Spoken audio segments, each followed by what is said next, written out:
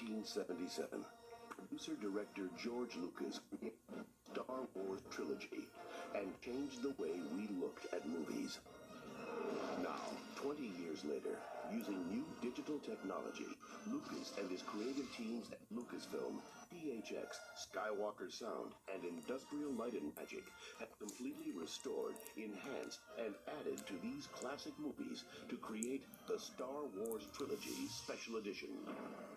The original inspiration for bringing the film out again was the fact that the 20th anniversary of the original release of the film. I want to learn the ways of the Force and become a Jedi like my father. I had an ulterior motive that I'd been thinking about for a long time ever since the films were finished, which is there were various things, especially in the original film, that I wasn't satisfied with. Special effects shots that never really were finished, scenes that hadn't, that I wanted to include that couldn't have been included for some reason, mostly money and time.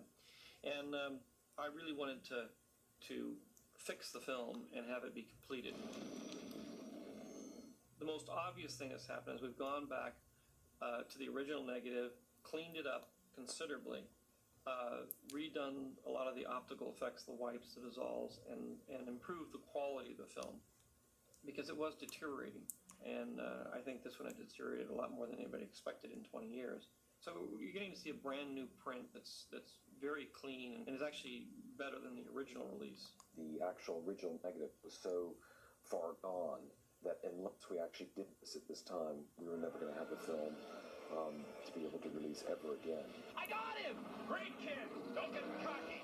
I definitely did the movie on the seat of my pants. I didn't really know what I was doing. I mean, I had some experience in animation. I knew how to make movies, and I knew that I was going to attempt to do something that had never been done before. To try and do great modern day myth had not been done as far as I knew.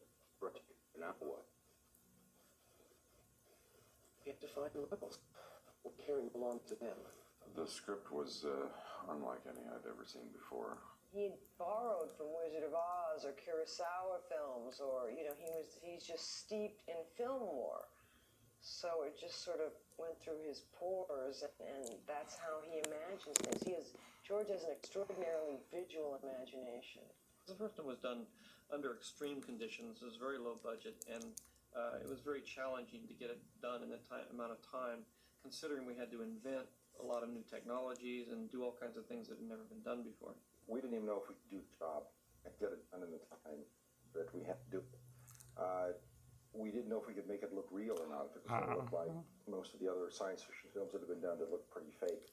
So it was a problem of trying to come up with a look that could allow George's vision to get on the screen and be executed for the amount of money and for the time that we had. One of the things that impressed me on all the movies was the way George could take Scotch tape and popsicle stick and really make something out of it. When I had visions of what it would look like to see the Death Star blow up. And they had the equivalent of, say, 6 ping pong tables in the parking lot somewhere in the valley with all the tchotchkes glued to the surface, all these model kits. I mean, they cannibalized thousands of battleship kits and just glued them all on, and they were making passes on it with somebody just driving a Jeep. And of course that's the footage of the TIE fighters flying past the surface. The essence of the storytelling had to be sacrificed for the limits of technology. George had very specific shots that he wanted to be able to achieve, but it was extremely difficult to do that with models on wires.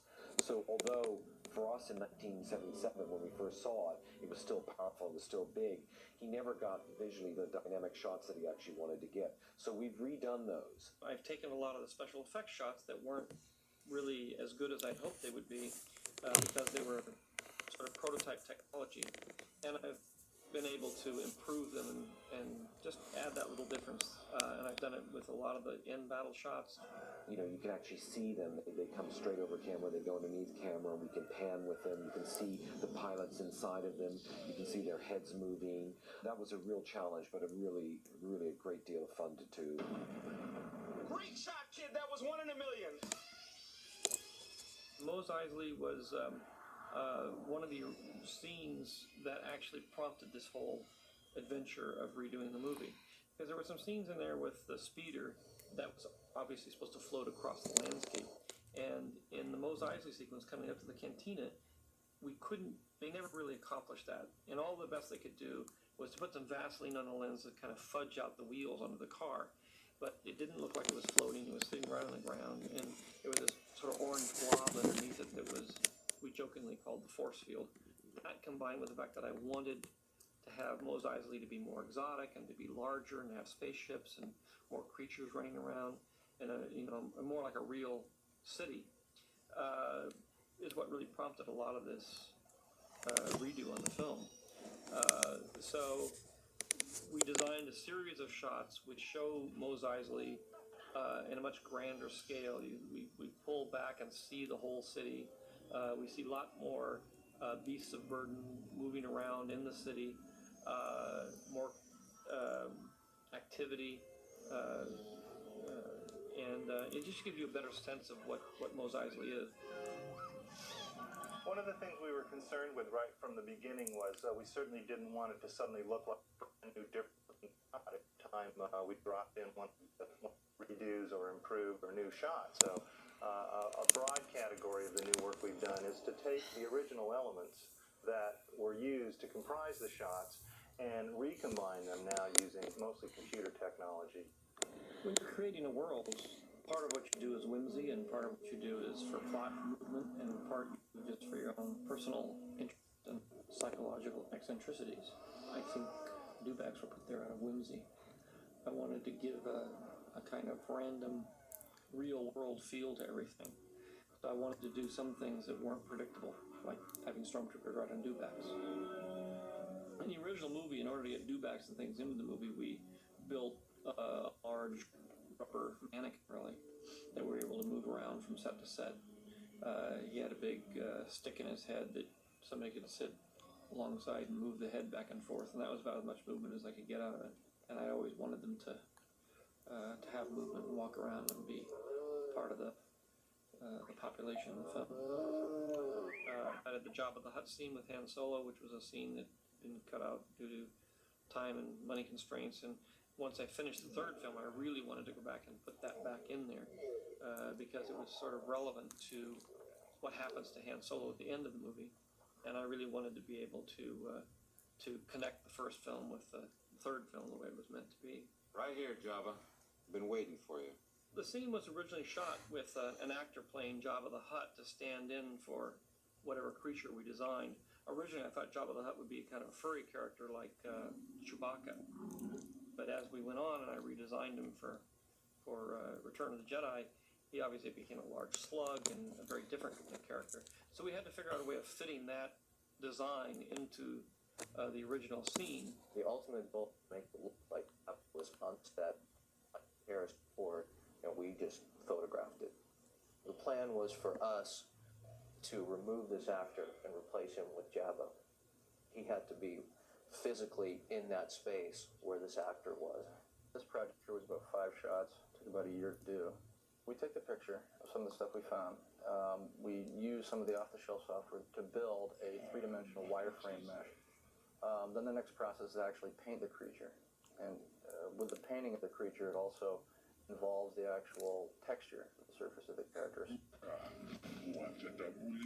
We got to a certain point where everything was set, but there was one problem. Han Solo walks around Jabba. We had to somehow shift Han. It would have been literally impossible for him to walk behind the Jabba character because of the tail.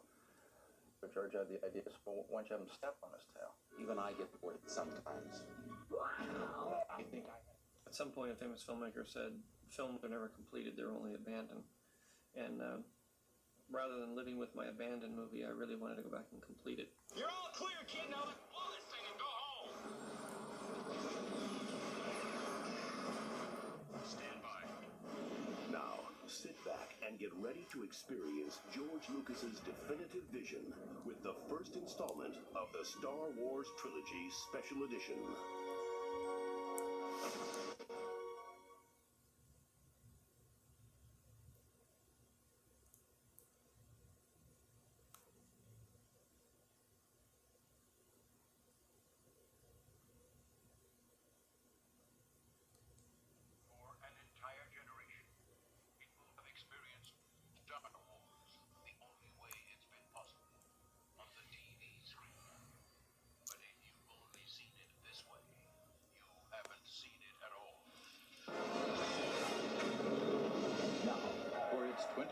anniversary, the adventure of a lifetime returns to the big screen in a way you've never seen before.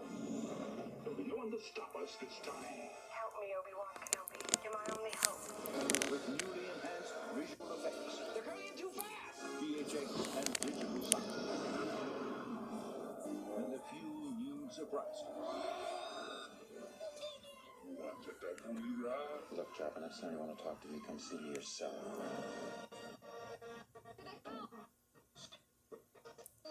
George Lucas and Century Fox to welcome back Luke Skywalker, Princess Leia, Han Solo, Darth Vader, Obi-Wan Kenobi, Chewbacca, C-3PO, and R2-D2.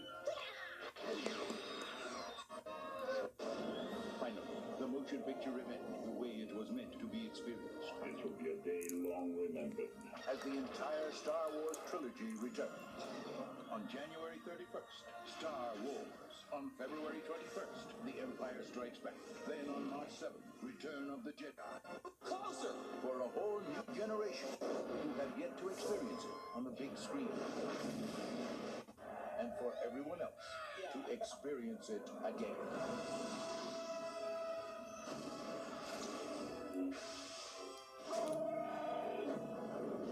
That boy is our last hope. No, there is another. The Star Wars Trilogy, Special Edition. See it again for the first time. The Force will be with you, always.